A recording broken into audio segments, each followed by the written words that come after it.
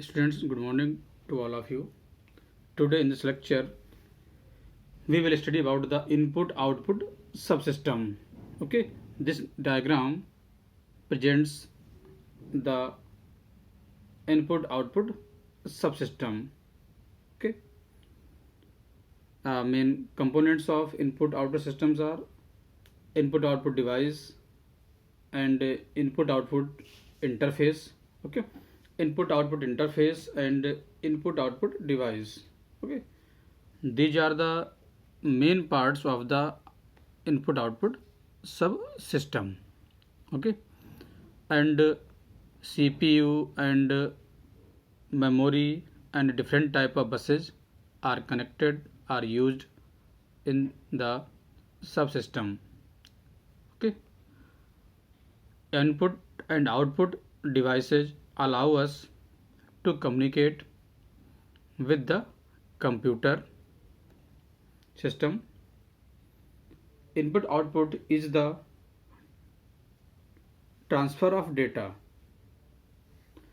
between primary memory and various input output peripherals. Students, अगर बात peripherals means it is a kind of device. Okay, means we can define a peripheral device as a computer device such as a keyboard or printer. Okay, means that is not part of the essential computer. Okay, like memory and microprocessor. These auxiliary devices are intended to be connected to the computer and used. Okay, peripheral devices can be external or internal. Okay, examples of external peripherals include mouse, keyboard, printer, monitor, and scanner. Okay, and internal peripherals include CD-ROM drive, or internal modem. Today's new devices such as tablets, smartphones, and other computing devices are considered peripherals as they can be connected and used on a computer system. The difference, however, is that these devices can run independently of the computer system, unlike a computer mouse or okay. So we can say internal peripheral devices are often referred to as integrated peripherals. Okay, then input devices such as keyboard, card readers, scanners enable us to enter data into the computer. Output devices such as monitors, printers allow us to get information from the computer. These devices are not connected directly to the CPU. Instead, there is an interface that handles the data transfer.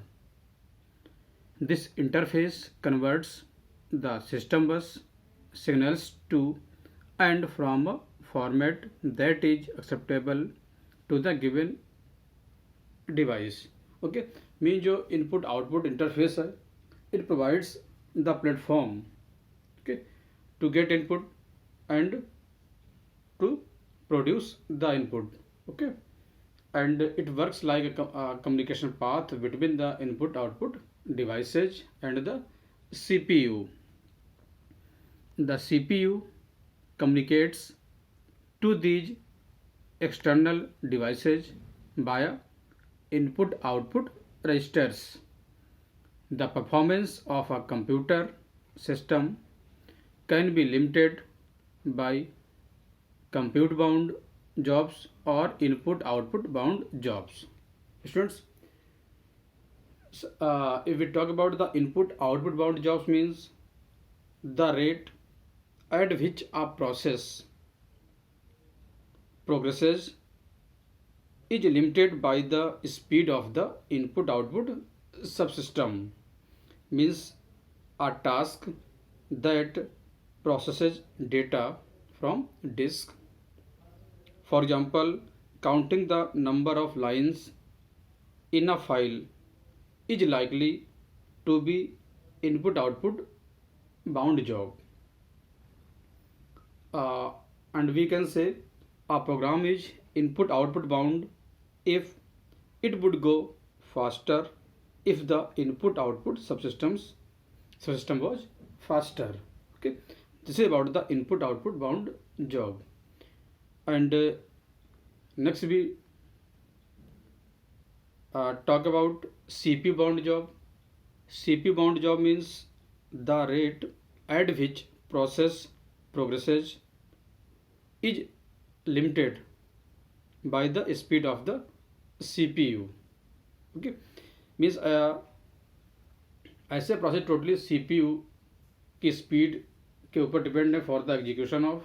Okay, and input output bound job means जो process हैं वो totally depend हैं या उनकी performance से depend कर रही है speed of the input output सब system. Okay, a task that performs calculations on a small set of numbers, for examples multiplying small matrices, is likely to be the CPU bound job. And a program is CPU bound if it would go faster if the CPU were faster. Okay, this is about the input output bound job and CPU bound job. Okay, the subsystem consists of input output interfaces and peripheral devices. The input output interface controls the operations of the peripheral devices attached to it. The control operations are initiated by commands from the CPU. The set of commands used to accomplish an input output transaction is called the device driver or software.